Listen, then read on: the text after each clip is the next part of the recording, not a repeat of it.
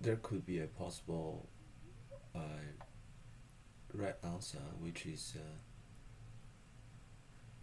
the original string, and we can set the result to 1, which is the initial result. But for each subarray like this or this, these are the subarrays that we are care about.